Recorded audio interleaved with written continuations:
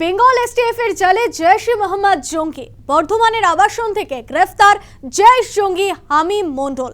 মুখ্যমন্ত্রীর সফরসূচি, নিরাপত্তা বলয় সম্পর্কে তথ্য মিলেছে ধৃতের কাছ থেকে। মুখ্যমন্ত্রীকে হামলারই ছক ছিল কিনা জঙ্গি গোষ্ঠীর খতিয়ে দেখছে তদন্তকারীরা। বেঙ্গল এসটিএফ এর বড়সড় সাফল্য। বর্ধমানের রেনেসা আবাসন থেকে গ্রেফতার জৈশ-ই মোহাম্মদ জঙ্গি হামিম মণ্ডল। বৃহস্পতিবার বর্ধমান পুলিশের সহায়তায় বেঙ্গল এসটিএফ এর এটিএস হামিমকে রেনেসা আবাসনের জিম থেকে গ্রেফতার করা হয়। এসটিএফ এর দলে 6 সদস্য ছিল বলে জানা গিয়েছে। তবে হামিম মণ্ডল তার আসল নাম কিনা তা খতিয়ে দেখছে পুলিশ। ধৃতের কাছ থেকে মুখ্যমন্ত্রীর সফরসূচির খুঁটিনাটি উদ্ধার হয়েছে। মুখ্যমন্ত্রী কোথায় যাবেন, কখন গাড়িতে উঠবেন, তার গাড়ি কোথায় পার্ক করা হবে, পরবর্তী কর্মসূচি, সিকিউরিটি শিডিউল, এই সম্পর্কে বিস্তারিত তথ্য সংগ্রহ করা ছিল হামিমের কাছে। মুখ্যমন্ত্রী ছাড়াও একাধিক ভিআইপির তথ্য ছিল ধৃতের কাছে। পুলওয়ামা হামলার অন্যতম মূল চক্রী সাজ্জাদ ভাটের ঘনিষ্ঠ ছিল হামিম মণ্ডল। পুলওয়ামা হামলায় ব্যবহৃত গাড়িটি সাজ্জাদ ভাটেরই।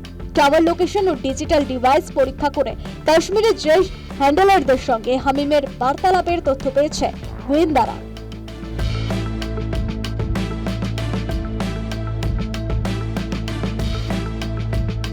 মুখ্যমন্ত্রী সম্পর্কে এত তথ্য কি উদ্দেশ্যে সংগ্রহ করেছিল ধৃত জঙ্গি? তবে কি মুখ্যমন্ত্রীর ওপর হামলারই পরিকল্পনা ছিল?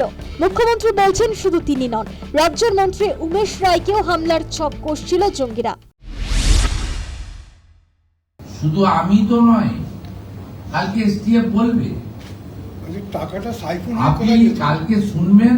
আওয়াজ উমেশ রায় অলসো এই স্ক্যানারের মধ্যে ছিল। বাকিটা আমি বলছি, ভেরি সেন্সিটিভ ইস্যু, প্লিজ এর থেকে বেশি আমাকে দিয়ে বলাবেন না।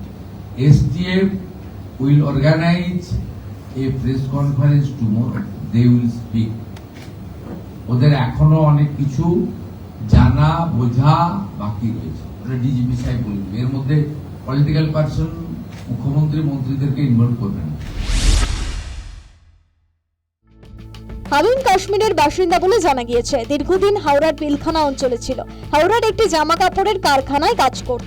রাজারহাট নিউ টাউনের একটি ফ্ল্যাটে ছিল। এই ফ্ল্যাট থেকে মুখ্যমন্ত্রীর আবাসস্থল অত্যন্ত কাছে। মুখ্যমন্ত্রীর গতিবিধি নজরে রাখার জন্য এই ফ্ল্যাটে হামিম থাকতো কিনা তাও খতিয়ে দেখা হচ্ছে। এরপর বর্ধমানের অভিজাত আবাসন রেনেসায় ফ্ল্যাট ভাড়া নিয়ে থাকতে শুরু করে।